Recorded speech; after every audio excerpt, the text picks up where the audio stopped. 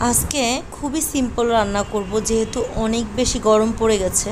আজকে হচ্ছে লাউ দিয়ে চিংড়ি মাছ রান্না করব আর আলু করলা ভাজি করব।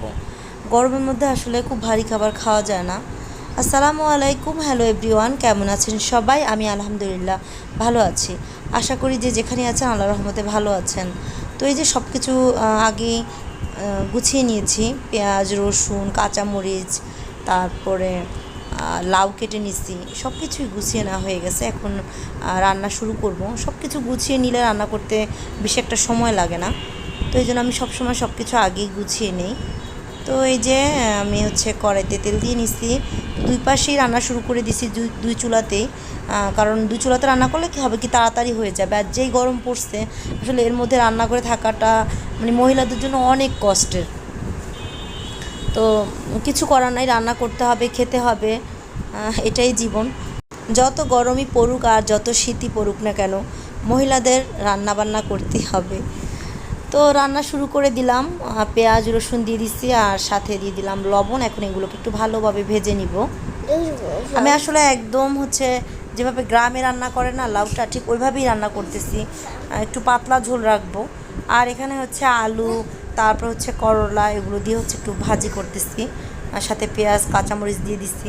গরমের দিনে হচ্ছে এটা খুবই একটা স্বাস্থ্যকর খাবার। এই যে করলা আলু ভাজি, মানে করলা ভাজি, তারপর হচ্ছে লাউ, এগুলো মানে স্বাস্থ্যের জন্য অনেক ভালো। তো আসলে রান্না বান্না দেখানোর মতো কিছুই নেই, আপনারাও অনেক ভালো রান্না করতে পারেন আমি জানি।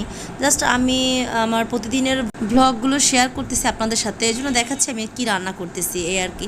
আর আসলে আমি আমার মতো করে রান্না করি, এক একজনের মানে রান্নার স্টাইল কিন্তু এক এক রকম। আমারটা আমার মতো, আরেকজনেরটা আরেকজনের মতো। তো আমি আমার মতো করেই রান্না করতেছি। তো এই যে এখানে হচ্ছে পেঁয়াজ আর রসুনটা কিন্তু একদম সেদ্ধ হয়ে গেছে। তো এর মধ্যে হচ্ছে এখন আমি চিংড়ি মাছটা দিয়ে দিব।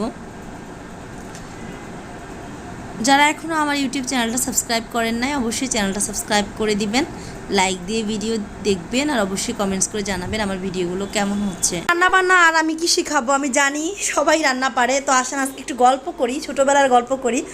দেখবেন যে সবাই ছোটোবেলাটাই ঠিক একই রকম। আর আমাদের সবার যেই মানে স্মৃতিগুলো, ওগুলো কিন্তু প্রায় একই রকম। দেখি কার সাথে কার মিলে যায়, চলেন শুনবেন আমার গল্প।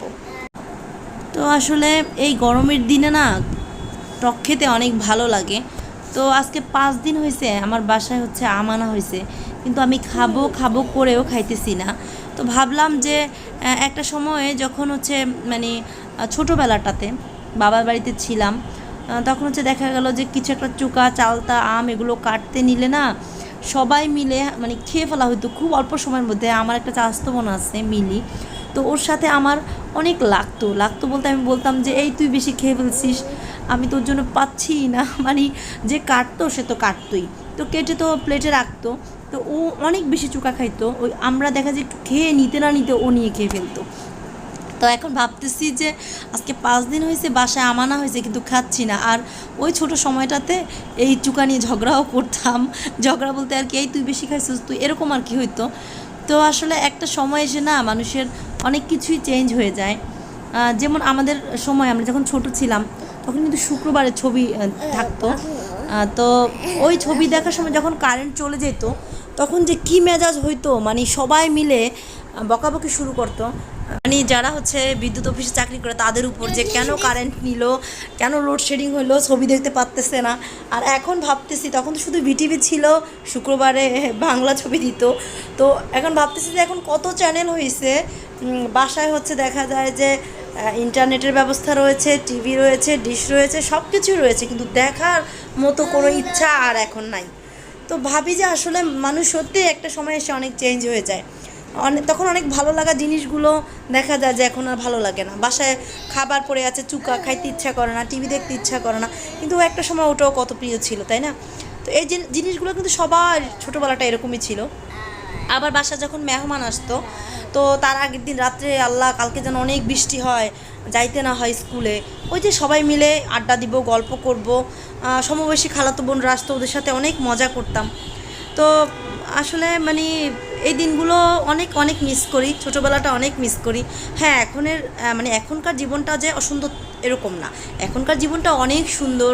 আমার একটা ছেলে আছে, আমার সংসার আছে, এই তো এটাও অনেক সুন্দর একটা লাইফ, কিন্তু তারপরও ছোটোবেলাটা থাকে না একটা অন্যরকম। দেখা যায় এখন আমার নিজেরই দায়িত্ব আমার ছেলেকে খাওয়ানো, ঘুম পাড়ানো, কিন্তু তখন তো আমিই ছোট ছিলাম। কি মজার একটা লাইফ। তো সবাই ভালো থাকবেন, দেখা হবে নেক্সট কোনো ভিডিওতে। আল্লাহ।